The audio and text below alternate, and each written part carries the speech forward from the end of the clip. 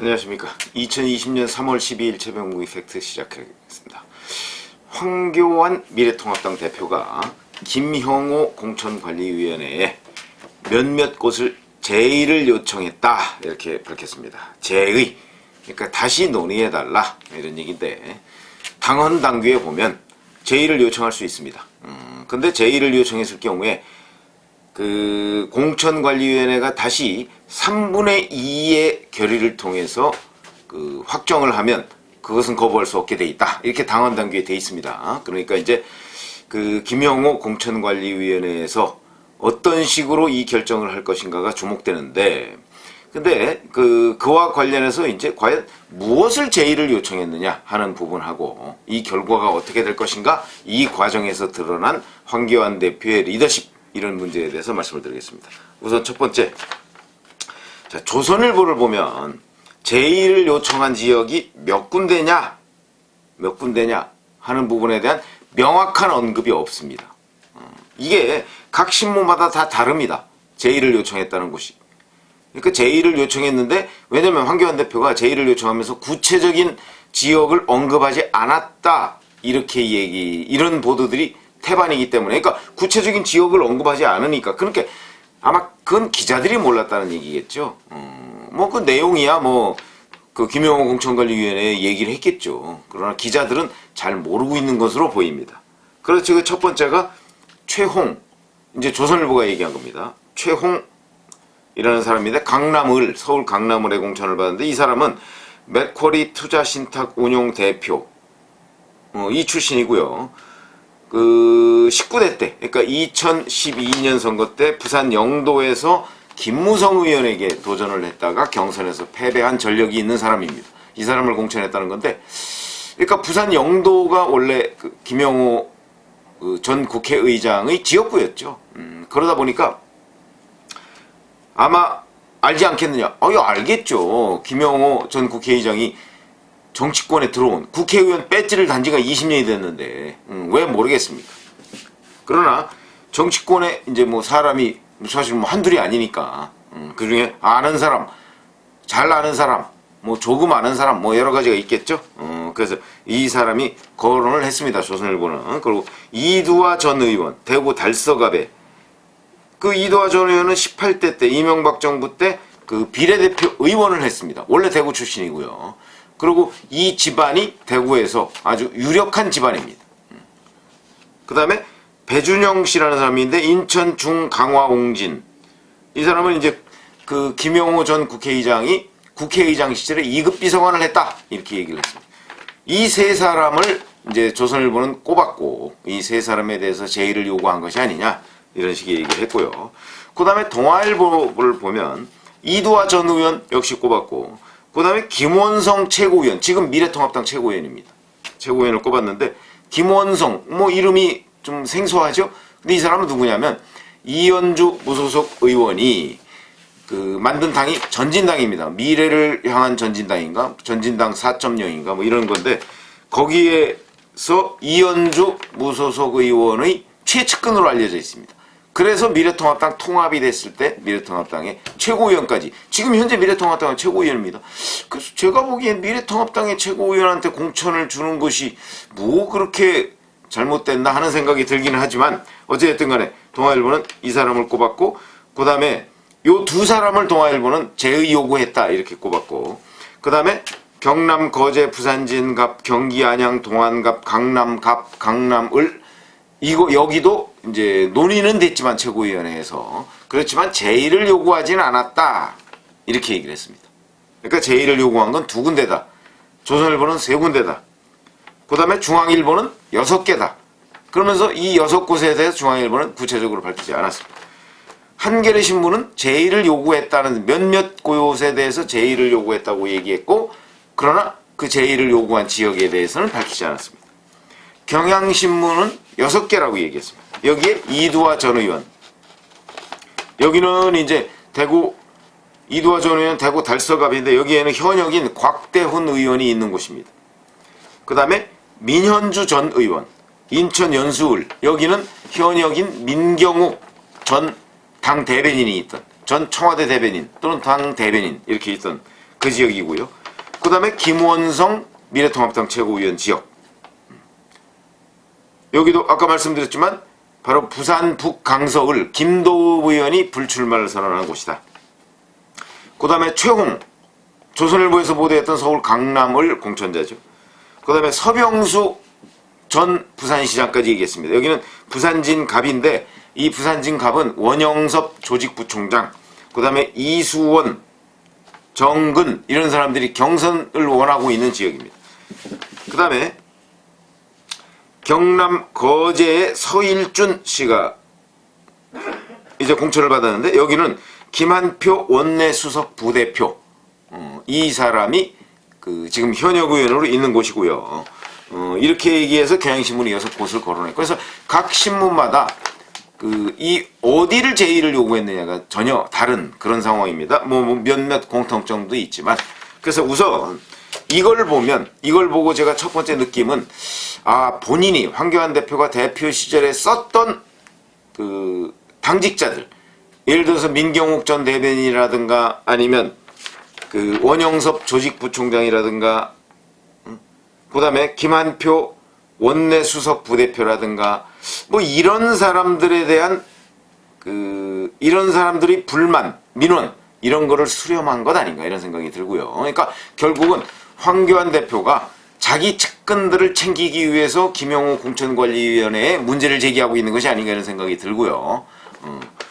왜 그러냐면 지금 현재 그런 상황이고, 그래서 제가 본 건데는 이렇다면 결국 김영호 공천관리위원장과 충돌할 수밖에 없겠다 이런 생각이 듭니다. 예를 들어서 지금 황교안 대표는 김종인 전 민주당 비대위 대표, 김종인 전 대표를 영입하려고 하고 있습니다. 근데 김종인 전 대표는 공천이 잘못됐다라고 얘기하면서 그 공천을 바로잡아야 된다라고 얘기를 하면서 마치 그게 조건부인 양 얘기를 하고 있습니다.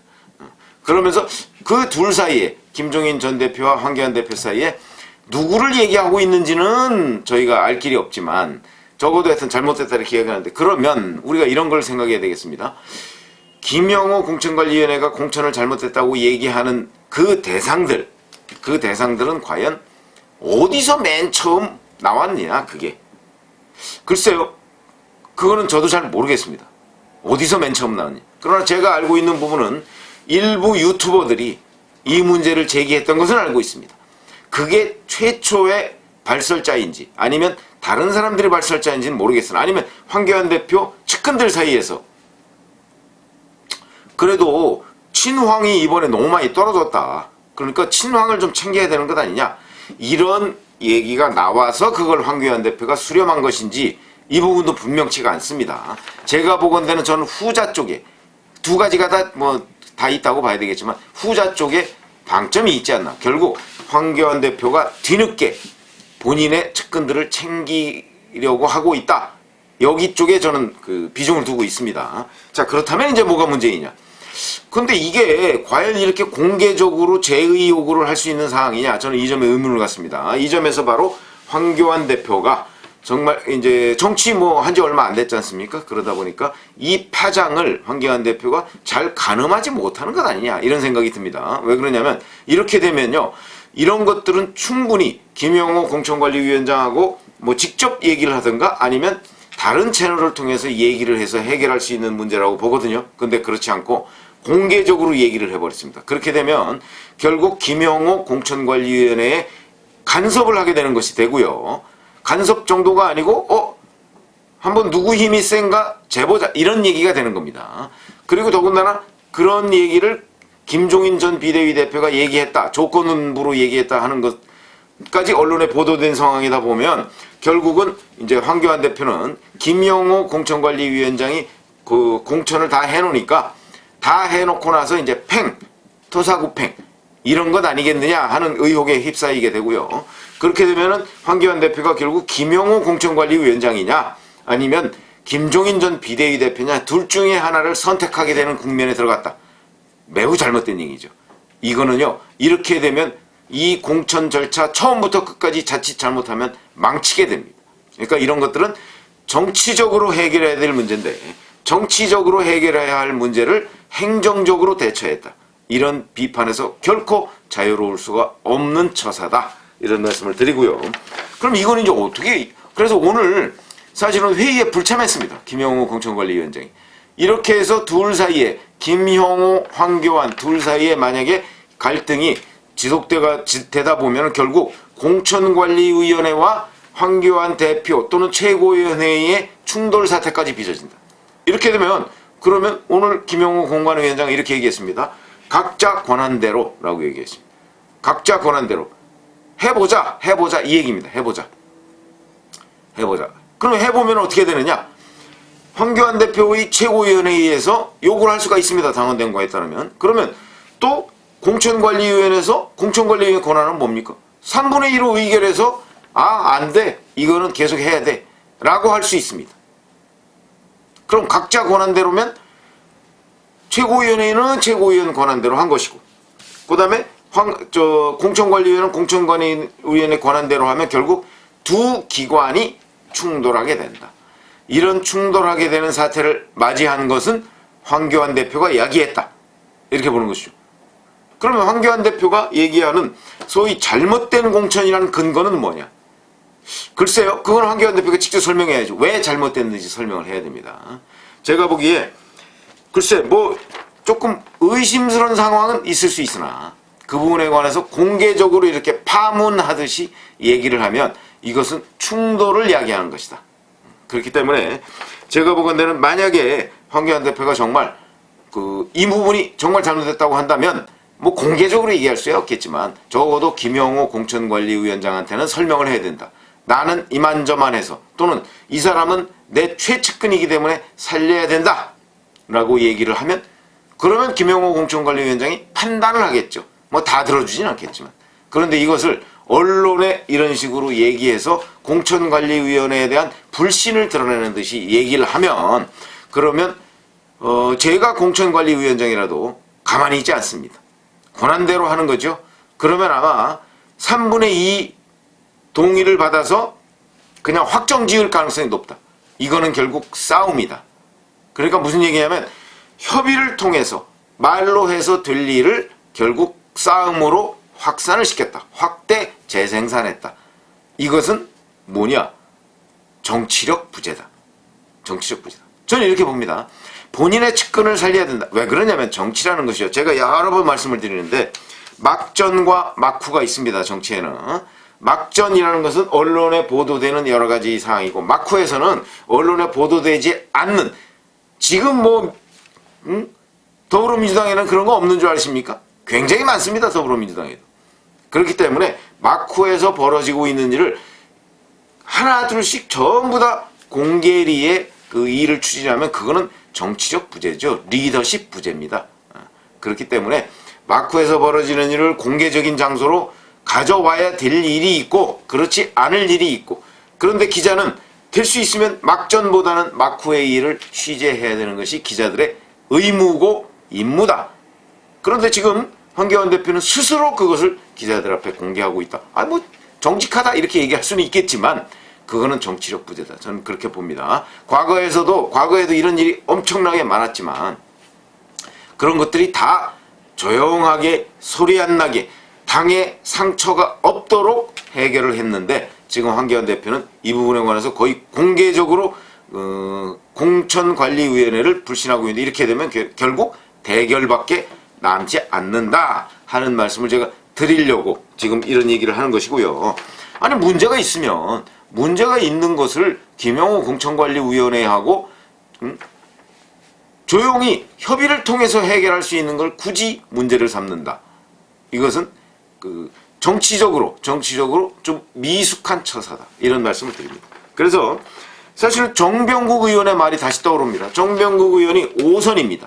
그래서 이번까지 얘기하면 무려 6번의 공천심사를 받아본 사람인데 정병국 의원이 그렇게 얘기했습니다. 과거에 친박 학살, 친이 학살 얼마나 문제가 많았습니까? 그럼에도 불구하고 전체적으로 보면 이번 공천은 별 문제가 없어 보인다. 그렇게 얘기하면서 본인을 수원에 이동해서 배치하려는 공천관리위원회 수용에 대해서 구차하다 그러면서 불출마를 선언했습니다. 정병국 의원 참 김영삼 전 대통령 밑에서 비서로 출발해서 오늘날 5선까지 된 의원입니다. 그 의원이 얼마나 산전수전 다 겪었겠습니까? 근데 그 의원이 이번 공천에 대해 총체적으로 이렇게 평가한다면 이 공천은 공천에서 불만 없는 사람이 어디 있습니까? 떨어진 사람은 다 불만을 가지고 있습니다. 그런 걸 하나 둘씩 들어주기 시작하면 공천이라는 것은 불가능하다. 황교안 대표가 이런 부분을 알아야 하겠다. 지금 뭐 공천 거의 다 끝났습니다. 알아야 하겠다.